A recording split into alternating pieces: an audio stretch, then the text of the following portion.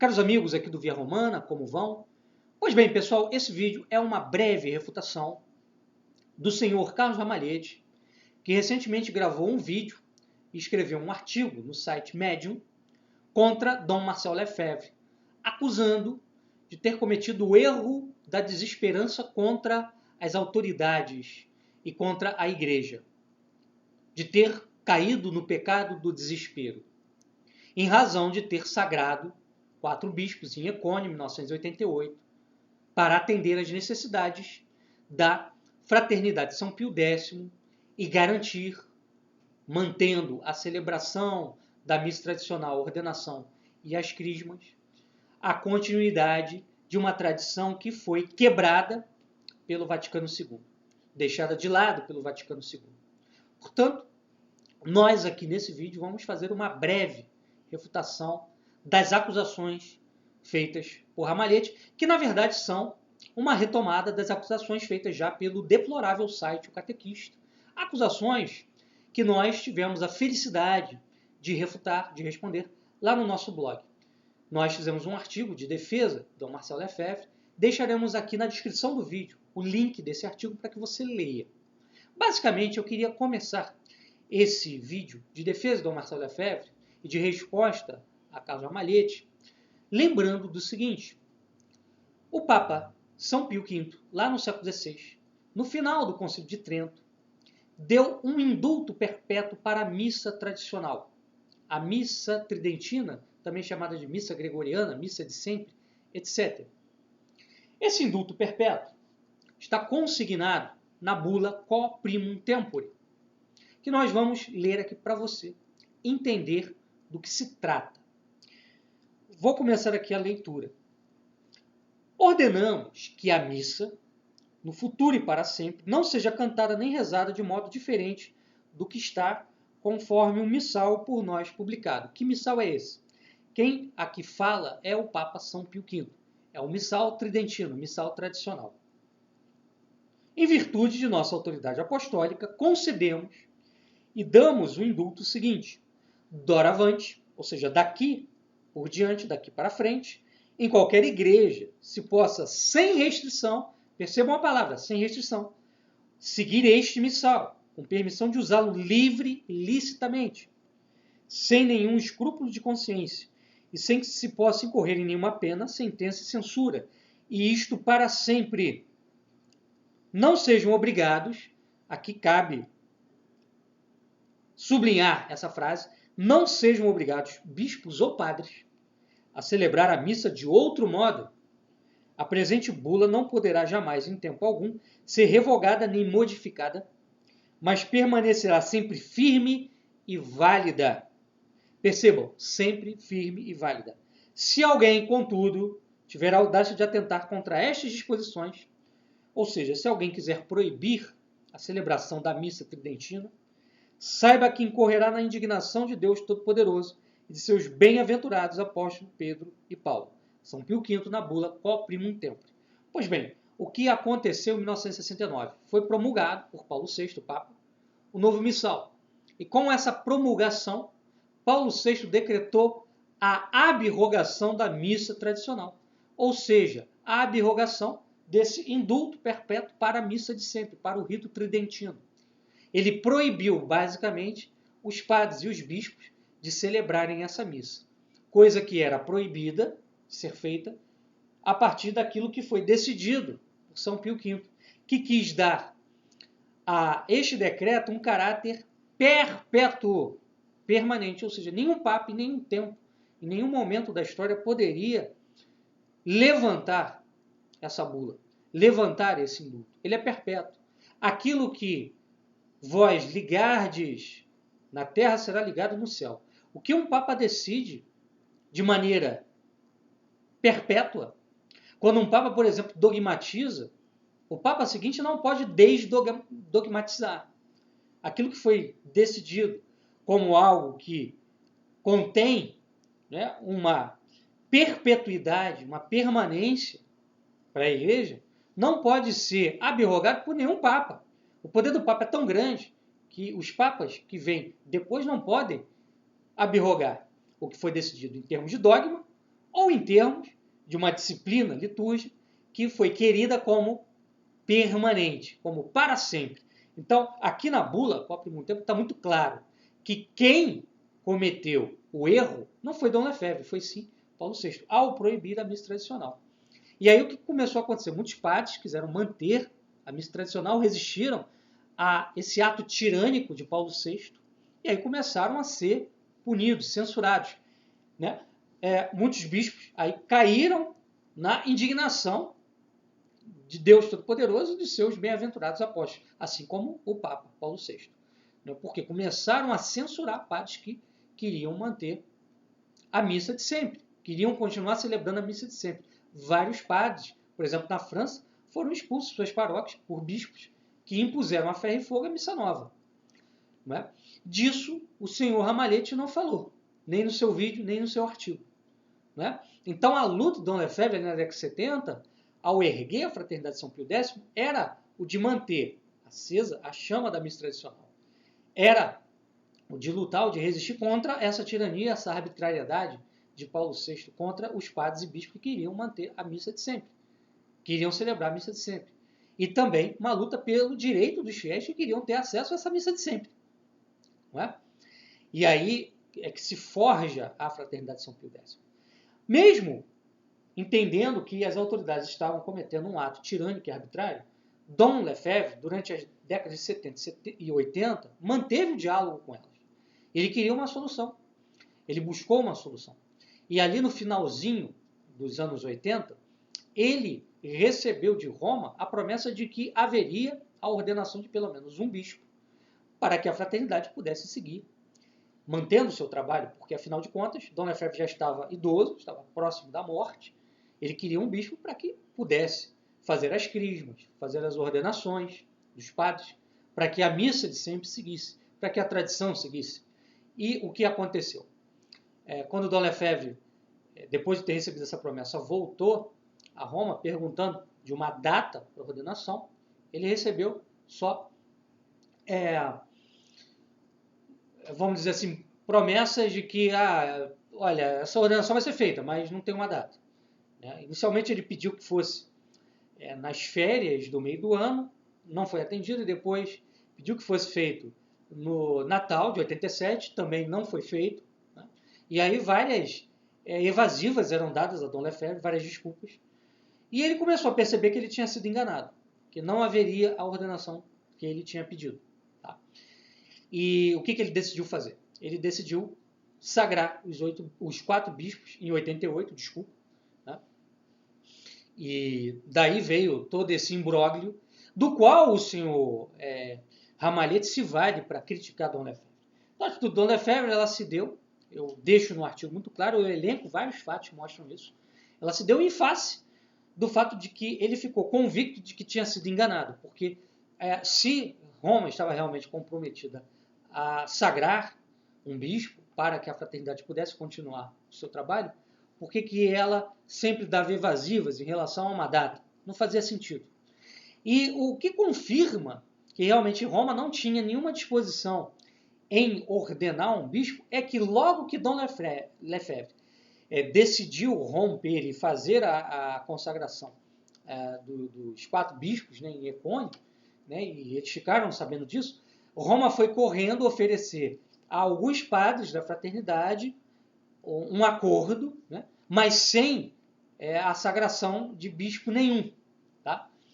E aí alguns desses padres, né, aceitaram esse acordo e formaram a Fraternidade de São Pedro, que realmente nunca teve o direito de sagrar um bispo, né? Sempre tiveram que ficar à mercê de bispos de missa nova para fazer as ordenações de seus padres, e isso acabou trazendo a obrigatoriedade dos padres da Fraternidade de São Pedro de reconhecerem o Vaticano II, ainda que seja um reconhecimento crítico. Né? Isso tirou desses padres toda a liberdade na defesa da missa tradicional e também da tradição, né? Da tradição pré-Vaticano II, né? Daquilo que era vivido pelos católicos antes do Vaticano II, que, diga-se de passagem, não trouxe nenhum dogma. Né? O Vaticano II não é obrigatório, porque ele não tem nenhum dogma, nenhum ensinamento dogmático.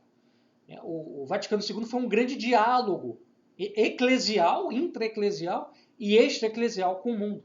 Então, onde se dialoga, não tem magistério. Perfeito? Então, eu queria aqui começar fazendo algumas observações sobre as falas do Ramalhete. Primeiro, a partir do título do artigo dele nesse site Medium, que tem o seguinte título: de como a desesperança modernista levou um bispo emérito a criar um cisma. Veja bem, o que o Ramalhete chama de desesperança modernista é o seguinte: ele diz que Lefebvre, na verdade, era um malrasiano. Ele seguia as teses de Charles Maurras. De fato, Dom Lefebvre tinha mesmo simpatia pelas posições de Maurras, que era um nacionalista. E Maurras, ele via a igreja como uma ferramenta benfazeja para a sociedade, para a civilização. Ele era agnóstico, ele não afirmava a existência de Deus, nem negava também, taxativamente. Ele não era um religioso, mas ele via a igreja como um instrumento muito importante para a paz, o progresso, a prosperidade da nação francesa. Então ele advogava, né, a importância da Igreja Católica e a necessidade da Igreja Católica ser um fator de direcionamento, de disciplina e de moralização da sociedade na França. Então, o modelo de nacionalismo que o Maurras preconizava era um nacionalismo onde a Igreja teria um lugar central. A Igreja seria a religião da nação, ela teria certas prerrogativas nesse sistema pensado pelo Maurras. Perfeito?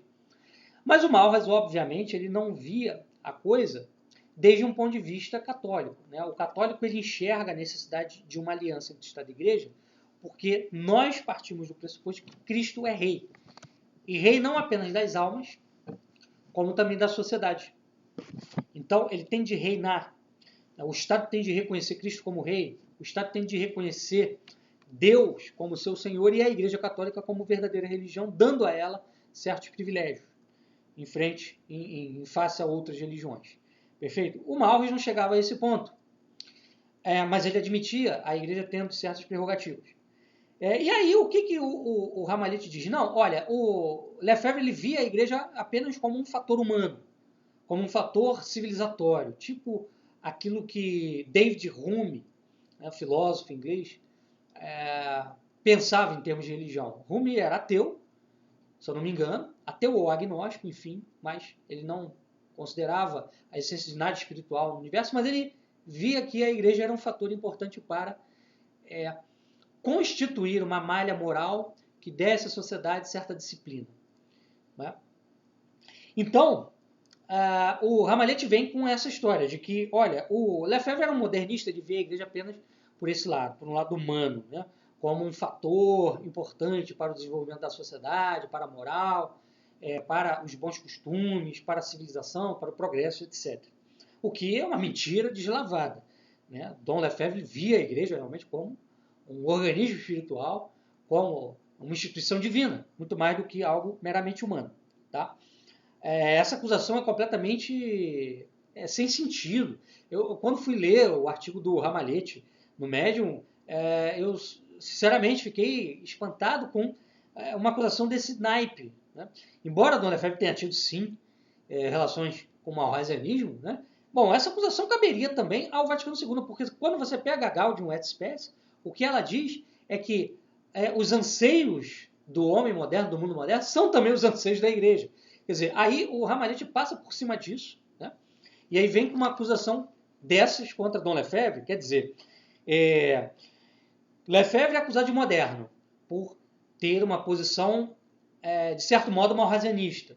Né? Mas aí ele passa o pano no Vaticano II, que queria dialogar com a modernidade, né? Que dialogou com a modernidade, que se abriu para uma série de elementos da modernidade. Estado laico, liberdade religiosa, ecumenismo. Quer dizer, que palhaçada é essa, senhor Ramalhete? Que brincadeira é essa? Né? O senhor é um sofista, desculpe. Né? Aí depois ele vem com a ideia de cisma. Né? Ele diz que, no título, né, que Dom Lefebvre teria criado um cisma. Agora, cisma envolve a criação de uma igreja paralela, com seus chefes, com seus sínodos, com sua doutrina. Vamos pegar aqui a igreja veterocatólica, a igreja de Utrecht, que é uma igreja cismática. Ela tem né, uma hierarquia própria. Ela tem sínodos. Quer dizer, cadê os sínodos da Fraternidade de São Pio X? Não é isso? Cadê? Qual é a doutrina da Fraternidade de São Pio X, diferente daquilo que é a doutrina da Igreja Católica, da doutrina de sempre? Qual é a nova doutrina da fraternidade? Tem que ter uma nova doutrina, uma doutrina própria, né, diferente daquilo que a Igreja sempre ensinou. Tem alguma? Eu queria saber qual. Tá? Não me venha com historinha de que a fraternidade não reconhece o Vaticano II. Bom, mas o Vaticano II, quais são os dogmas que foram impostos aos católicos, obrigatoriamente? O que no Vaticano II é de fé divina? Que se o católico não aceitar, seja anátema. O Vaticano II lançou anátema contra alguém que não aceitasse alguma das suas doutrinas dogmatizadas. Quais são elas? Ninguém sabe. Né? Aí eu pergunto, quais são os dogmas que os lefebvristas rechaçam? Não é isso? Nenhum. Que sínodo eles erigiram? Nenhum também. Tá? E o que é interessante é que o senhor Ramalhete não fala que o atual Vaticano, via Bergoglio, via Francisco, né, em 2014 recebeu os vétero-católicos lá em Roma. E Francisco disse que os vétero-católicos são muito importantes, né, para enfrentar, junto com a Igreja Católica, a crise espiritual que a Europa passa. Né? Então, assim, temos que trabalhar juntos com os vétero-católicos, que são cismáticos. Ora, o senhor condena os cismáticos, mas o Papa que o senhor bate palma, aplaude, né, e endossa, ipsis literis, em tudo que diz, inclusive no caso das uniões civis gays, né, o senhor aprovou também, algo escandaloso, para não dizer escandalosíssimo. Né? Ele defende o diálogo com os cismáticos, o trabalho junto com os cismáticos, e o senhor batendo aí nos lefebvristas que o senhor considera cismático, mas não faz sentido nenhum. Obedeça Bergoglio, obedeça Francisco, senão o senhor vai se tornar um cismático. Tá? É engraçado também o seguinte, o senhor Ramalhete diz que ao não querer, né, comunhão com Francisco, com a linha atual do Vaticano, né, da Roma modernista, os lefebvristas se tornam, né, automaticamente cismáticos. Eu gostaria de saber o seguinte, o senhor Ramalhete ensina aos seus alunos a irem na missa anglicana quando eles não puderem cumprir o preceito na missa católica? Porque é isso que Bergoglio ensina. O senhor está ensinando isso, Ramalhete? Ou não? Se o senhor não está ensinando, o senhor está desobedecendo. Outra coisa, em 2019, Bergoglio recebeu, né, para um encontro de diálogo, né, pela fraternidade humana, né, o grande imã Al-Taib. E lá eles fizeram uma declaração conjunta, onde Bergoglio diz que as várias religiões são desígnios de Deus. E o senhor aí implicando com o cisma, o suposto cisma lefebrista. Ora, se as várias religiões são desígnios de Deus, então os cismas dentro da igreja, mais ainda. Né? Então, deixa os cismáticos com os seus cismas. Ninguém vai para o inferno por isso. Porque, afinal de contas, se as várias religiões, o Islã, o hinduísmo, o budismo, o espiritismo, são desígnios divinos, quem segue essas religiões vai ser salvo, quanto mais quem é cismático. Obedeça a Bergoglio. Né? Deixe de ser desobediente.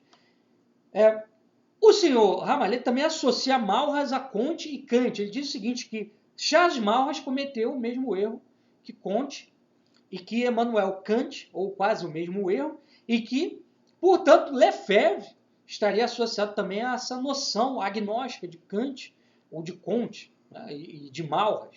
O que é um absurdo, porque Dom Lefebvre reconhecia a igreja como instituição divina. Ele podia dar aqui e ali razão a alguns postulados de Maurras, mas por razão diferente, não pela mesma razão que o Maurras, né, fundamentava esses postulados, que fique claro. Então, por exemplo, o Augusto Comte, ele queria uma igreja humanista sem Deus.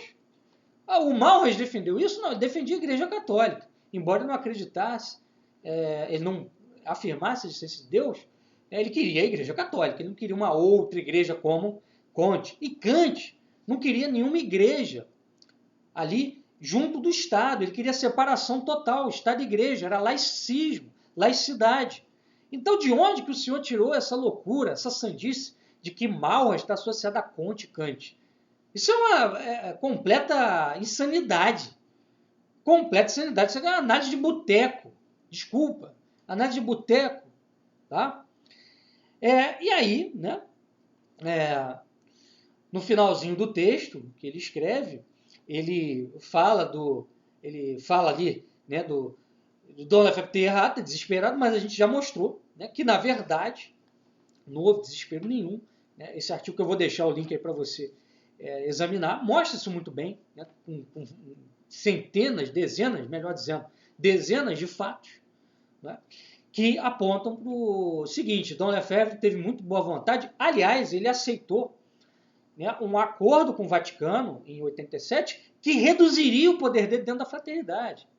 Ele ficaria com um poder reduzidíssimo sob os auspícios lá das congregações romanas. Tá?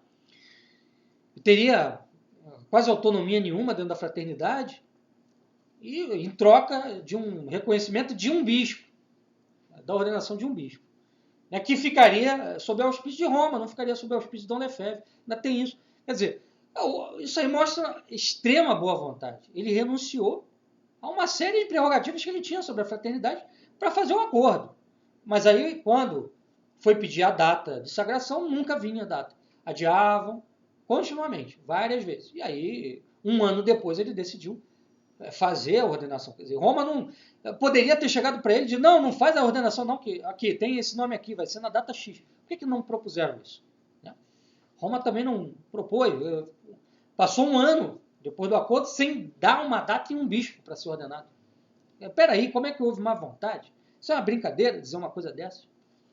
Agora, para terminar, lá os 18, 20 minutos desse vídeo aí que o Ramalhete gravou, e ao qual ele fez ali numa quinta, que ele chama Quinta de Santo Tomás, quer dizer, ele cometeu uma série de sofismas, né, trouxe à baila uma série de mentiras, numa quinta dedicada a Santo Tomás, um doutor da igreja. Isso é um atentado, Né?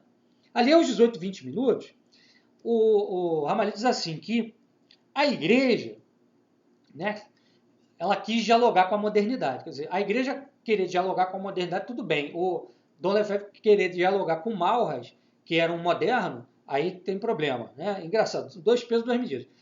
E aí ele fala o seguinte: a igreja quis dialogar com a modernidade, mas logo depois veio a pós-modernidade, e aí veio essa bagunça toda, essa crise, e etc. Porque já não era mais a modernidade, era a pós-modernidade. Mentira. Falso isso. Por quê? Segundo o conceito mais aceito dentro da sociologia, porque o conceito de pós-modernidade foi criado por sociólogos, tá? A pós-modernidade ela começa depois da queda do Muro de Berlim. Tá? E ela tem a ver com o esfacelamento da ideia de razão, tá? Da ideia de totalidade e de racionalidade iluminista como algo que poderia explicar e guiar e construir e organizar o mundo. Tá? Essa ideia ela só passa a ganhar força a partir da década de 90 com aquilo que nós chamamos de nova ordem mundial. Ou seja, com a queda do Muro de Berlim, fim da Guerra Fria. Não existe pós-modernidade na década de 70. Década de 80. E mesmo que nós entendamos aí de forma correta a pós-modernidade como iniciando na década de 90, se a igreja viu que ela estava dialogando com a modernidade, aí veio a pós-modernidade, por que ela manteve o diálogo com o mundo? Se veio uma outra coisa, não é? Se veio um outro momento, era para ter, peraí, vamos parar, que agora, né, não é mais a modernidade, a pós-modernidade, mas mesmo assim os bispos mantiveram o diálogo com a pós-modernidade. E o fruto disso é Bergoglio defendendo a união civil gay. E o senhor Ramalhete, que diz, né, que a pós-modernidade é um problema, né, maior, endossa isso. Então, quer dizer, é uma piada completa, né? Esse artigo do Ramalhete, esse posicionamento do Ramalhete nesse vídeo. Então, era isso que eu queria falar, pessoal. Até a próxima. Um abraço. Viva Cristo Rei. Defendamos a figura do Dom Lefebvre, um homem santo, um homem que defendeu a tradição e defendeu a bula com a primum tempore, que dá à missa de sempre um indulto perpétuo. Ninguém pode se colocar contra aquilo que foi ligado por um papa de forma perpétua, permanente, definitiva, onde se decreta, inclusive, que quem for censurar e impedir esse direito incorrerá na indignação de Deus Todo-Poderoso. Que nós não sejamos do grupo daqueles que vão incorrer nesse pecado, que já incorrem nesse pecado, que serão julgados no dia final. Um abraço.